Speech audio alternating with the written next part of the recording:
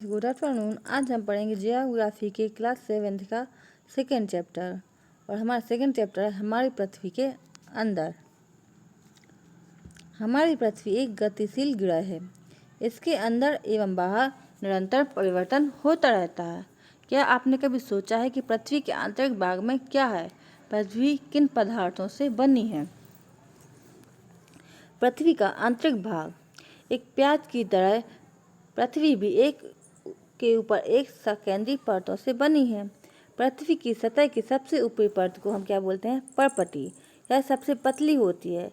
यह महाद्वीपीय संहति से 35 किलोमीटर एवं समुद्री सतह में केवल 5 किलोमीटर तक है। महाद्वीपीय संहति मुख्य रूप से सिलिका एवं एल्यूमिनियम जैसे खनिजों से बनी है, इसलिए हम इसे क्या बोलते हैं? Cl। और महासागर की प्रॉपर्टी मुख्यतः किससे बनी है? सिलिका एवं मैग्नीशियम से, जिससे हम क्या बोलते हैं? सीमेंट। भूपर्पटी के ठीक नीचे मैंटल होता है जो 2900 किलोमीटर की गहराई तक फैला है। इसकी आंतरिक परत क्रोड है जिसकी त्रिज्या लगभग 3500 किलोमीटर है। यह मुख्यतः निकेल और लोहे की बनी है, इसलिए इसे हम निफे कहते हैं। केंद्रीय कोट का तापमान एवं दाब क्या होता है? काफ़ी ज़्यादा होता है। अब हम ये देखते हैं, ये हमारी पृथ्वी है। पृथ्वी के ऊपरी सतह सबसे ऊपर वाला पार्ट क्या है? अपना भूपर्पटी। उसके अंदर येलो, वो वहाँ पे क्या है? मेंटल है। और सबसे अंदर क्या है? क्रोड।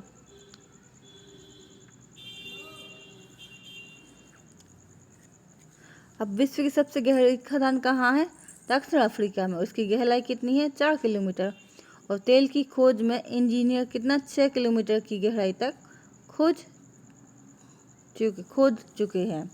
पृथ्वी के केंद्र तक पहुंचने के लिए आपको समुद्र की सतह से 600 किलोमीटर गहराई तक खोदना पड़ेगा, जो कि बिल्कुल असंभव है। अब ये देखिए, महाद्वीपीय पर्पटी एवं महासागरीय पर्पटी। ये जो अपनी ये ब्लू है, नीले कलर का है, वहाँ क्या है? महासागर है। और महासागर के नीचे क्या है? महासागरीय पर्पटी। अभी अपने महाद्वीप है। महाद्वीपों के नीचे जो है वो क्या है? महाद्वीपीय पर्पटी। पृथ्वी के आयतन का केवल 1% हिस्सा ही पर्पटी और 84% मेंटल एवं 15% हिस्सा क्या है? क्रोड है। पृथ्वी की त्रिज्या कितनी है? 6371 किलोमीटर। इग्नियस। अब इग्नियस क्या है? इग्नियस एक लैटिन शब्द है जिसका अर्थ क्या होता है? अग्नि। और सेडिमेंट्री का अर्थ क्या होता है? लैटिन शब्द का है और इसका अर्थ क्या होता है? स्थिर। मेटामॉर्फिक। और मेटामॉर्फिक का अर्थ क्या होता है? ये ग्रीक शब्द है, इसका होता है रूप में परिवर्तन। अब जीवाश्म क्या है? सेलों की परतों में दबे मृत पौधे एवं जंतुओं के अवशेषों को क्या कहते हैं? जीवाश्म।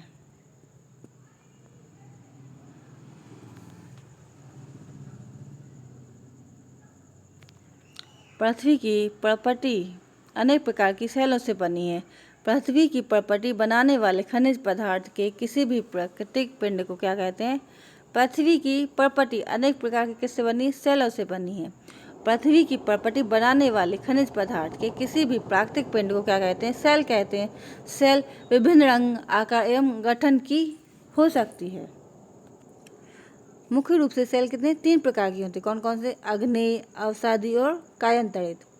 द्रवित मैग्मा ठंडा होकर ठोस हो जाता है। इस प्रकार से बने सेल को क्या बोलते हैं? अग्नेय सेल। इसे हम प्राथमिक सेल भी बोलते हैं। अग्नेय सेल 2 प्रकार के होते हैं, अंतर्भेदी और बहिर्भेदी। क्या आप ज्वालामुखी से निकलने वाली लावा की कल्पना कर सकते हैं? वास्तव में आग की तरह लाल द्रवित मैग्मा ही क्या होता है? लावा होता है, जो पृथ्वी के आंतरिक भाग से निकलकर सतह पर आ जाता है। जब द्रवित लावा पृथ्वी की सतह पर आता है तो यह तेजी से ठंडा हो जाता है और ठंडा होकर ठोस हो जाता है। पर्पटी पर इस प्रकार से बने सेल को हम क्या बोलते हैं? बहिर्भेदी अग्नि सेल। इनकी संरचना बहुत महीन दानों वाली होती है। उदाहरण के लिए बेसाल्ट, दक्कन का पठार बेसाल्ट सेलों से बना है। द्रवित मैग्मा कभी कभी भूपर्पटी के अंदर गहराई में ही क्या हो जाता है, ठंडा हो जाता है। इस प्रकार से बने ठोस सेलों क्या कहते हैं, अंतर्भेदी अग्निशैल। धीरे धीरे ठंडा होने के कारण ये बड़े बड़े दानों का रूप ले लेता है। ग्रेनाइट ऐसे ही सेल का उदाहरण है। लेई मसालों दानों का चूर्ण बनाने के लिए जिन अपघर्षण पत्थरों का उपयोग होता है वे ग्रेनाइट के बने होते हैं।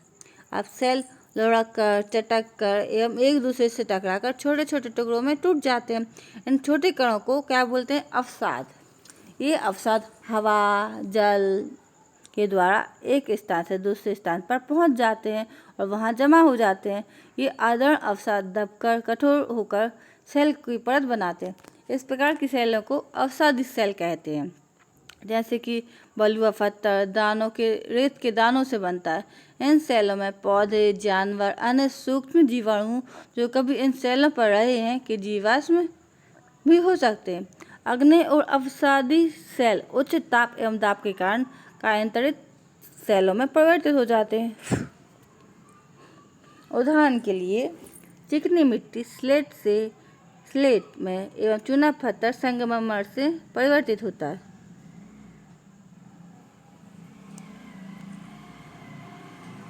सेल हमारे लिए बहुत उपयोगी हैं। कठोर सेलों का उपयोग सड़क घर इमारत बनाने के लिए किया जाता है।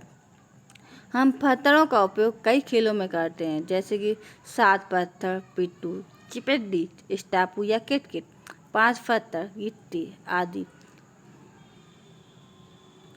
अब हम देखते हैं, जैसे हमारे यहाँ का दिल्ली का लाल किला, वो किससे बना, लाल बलुआ पत्थर से।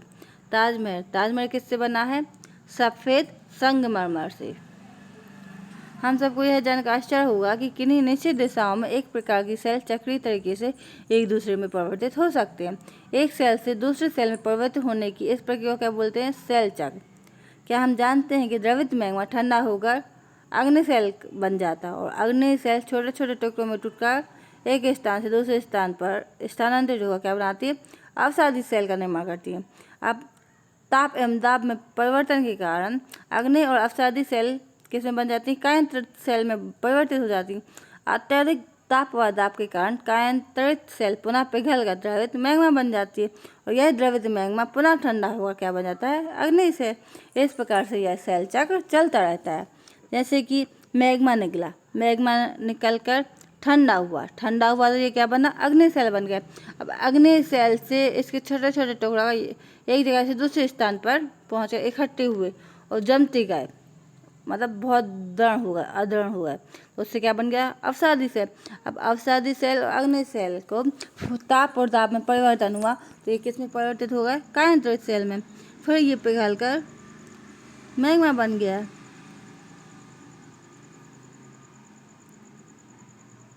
सेल विभिन्न खनिजों से बने होते हैं। खनिज प्राकृतिक रूप से पाए जाने वाले पदार्थ है जिसका निश्चित भौतिक गुणधर्म एवं निश्चित रासायनिक मिश्रण होता है। खनिज मानव जाति के लिए महत्वपूर्ण है। कुछ का उपयोग ईंधन की तरह होता है, जैसे कोयला, प्राकृतिक गैस, पेट्रोलियम। इनका उपयोग उद्योगों, औषधियों और उर्वरकों में भी होता है, जैसे लोहा, एल्यूमिनियम, सोना, यूरेनियम इत्यादि। आज के लिए इतना ही। आप हमारे चैनल को लाइक सब्सक्राइब करना ना भूलें। Okay bye, take care.